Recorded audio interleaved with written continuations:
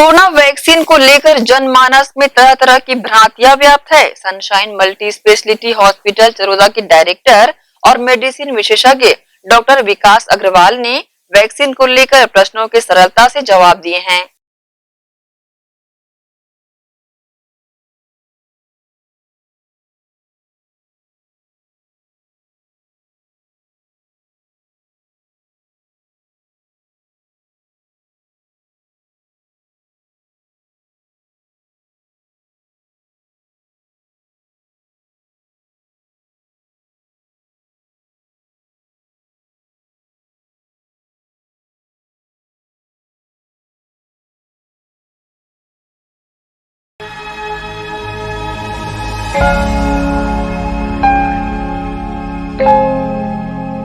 देखिए, वैक्सीन को लेकर के लोगों में बहुत भ्रांतियां हैं और उससे दूर करना बहुत ज़रूरी है, क्योंकि वैक्सीन ही एक ऐसी प्रक्रिया है जिसके माध्यम से हम कोरोना की चेन को तोड़ सकते हैं। तो सबसे पहले मैं आपको बताना चाहूँगा, गवर्नमेंट की गाइडलाइन के हिसाब से 18 वर्ष के ऊपर जितने भी लोग हैं वो सभी लोग अभी वैक्सीन लगवा सकते हैं।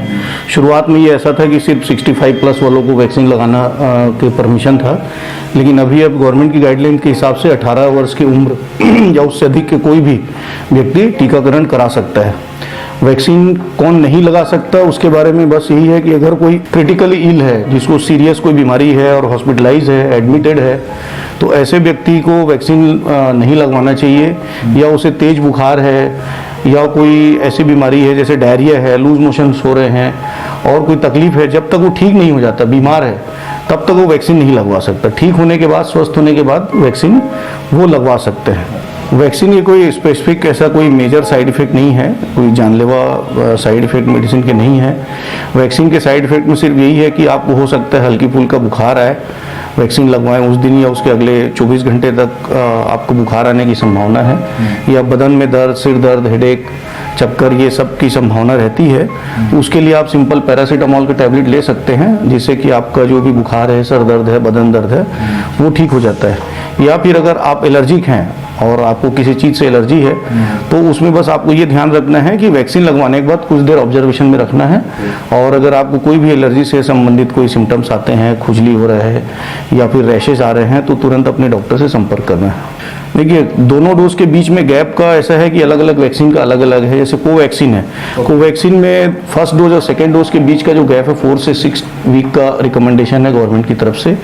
और कोविशील्ड जो है, शुरुआत में वो 4 to 6 वीक था, लेकिन अभी गवर्नमेंट की नई गाइडलाइन के हिसाब से 6 to 8 वीक्स का मिनिमम गैप होना ज़रूरी है।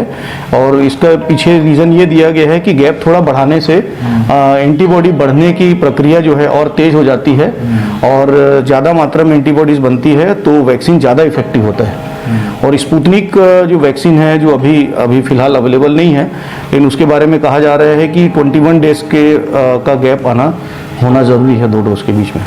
अगर कोई व्यक्ति कोविड से संक्रमित हुआ है और वो कोविड से रिकवर हो गया है, तो मिनिमम 3 महीने का गैप होना ज़रूरी है। 3 महीने बाद वो कोविड वैक्सीन लगवा सकता है। अगर कोई व्यक्ति फर्स्ट डोज लगवा चुका है और उसके बाद उसे कोविड से संक्रमित हो गया है, तो रिकवर होने के 3 महीने बाद वो सेकेंड डोज लगवा सकता है। देखिए, महिलाओं में सभी महिलाएं वैक्सीन लगवा सकती हैं अगर 18 वर्ष से अधिक उनकी उम्र है तो। लेकिन अगर कोई महिला प्रेग्नेंट है तो और ब्रेस्ट फीडिंग है, तो उन महिलाओं को वैक्सीन नहीं लगवाना है। लेकिन अगर कोई महिलाएं जैसे बोलती हैं कि हमको पीरियड्स आया हुआ है, तो पीरियड्स का वैक्सीन से कोई संबंध नहीं है। आप पीरियड्स आया हुआ है तो भी आप वैक्सीन लगवा सकते हैं। कुछ महिलाओं का ये डाउट रहता है वैक्सीन लगवाने के बाद उनका पीरियड्स इरेगुलर हो सकता है, मासिक धर्म में और परेशानियाँ आ सकती है। तो ऐसा कुछ भी नहीं है, मासिक धर्म में कोई परिवर्तन नहीं आता है, वो एक अलग हार्मोन प्रक्रिया है, उसका वैक्सीन से कोई लेना देना नहीं है। तो निडर होकर महिलाएं वैक्सीन लगवा सकती हैं। सिर्फ एक ही चीज़ का ध्यान रखना है कि अगर आप प्रेग्नेंट हैं और अगर आप बच्चे को अपना दूध पिला रही हैं, तो ऐसे लोगों को वैक्सीन अभी नहीं लगवाना है। देखिए, अगर कोई पहला डोज कोविशील्ड का लगवाया है उसने, तो उसको दूसरा डोज भी कोविशील्ड का ही लगवाना है। और अगर पहला डोज कोवैक्सीन का लगवाया है उसने, तो दूसरा डोज भी उसको कोवैक्सीन का ही लगवाना है।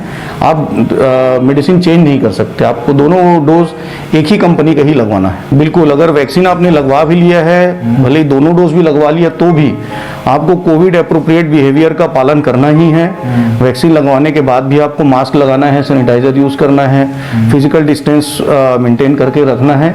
ये बहुत ज़रूरी इसलिए है क्योंकि वैक्सीन का 100% प्रोटेक्शन वैल्यू नहीं है, वो सिर्फ 60 to 70% ही प्रोटेक्शन वैल्यू है।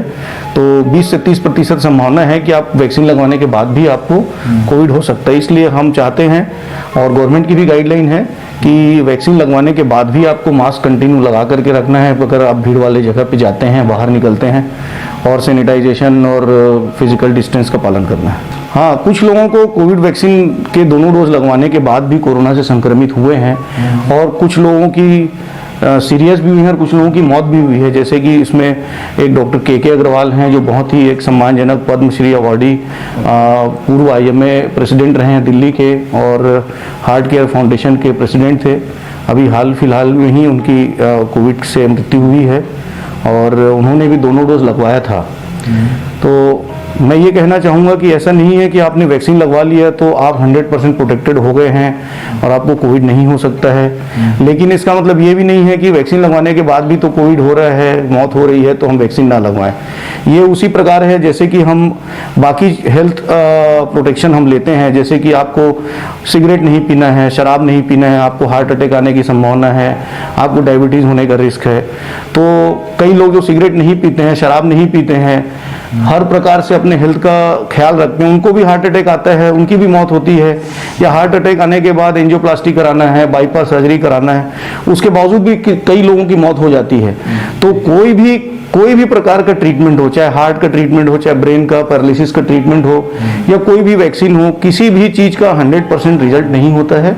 लेकिन इसका मतलब ये नहीं है कि हम प्रिकॉशन ना लें, हेल्दी लाइफस्टाइल मेंटेन ना करें, स्मोकिंग करें, टोबैको लें, है ना, अल्कोहल का अत्यधिक मात्रा में सेवन करें, फिजिकल एक्सरसाइज ना करें, अपने वजन का ध्यान ना रखें। तो ये सब चीज़ों का ध्यान रखने से आप हेल्दी लाइफस्टाइल जीते हो और आपको बीमार होने की संभावना कम हो जाती है।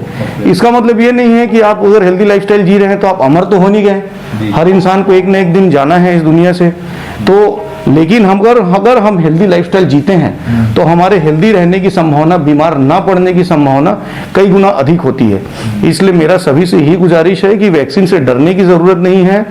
वैक्सीन के कोई मेजर साइड इफेक्ट नहीं है। वैक्सीन प्रभावशाली है, चाहे वो कोविशील्ड हो, चाहे वो कोवैक्सीन हो, चाहे स्पुतनिक हो।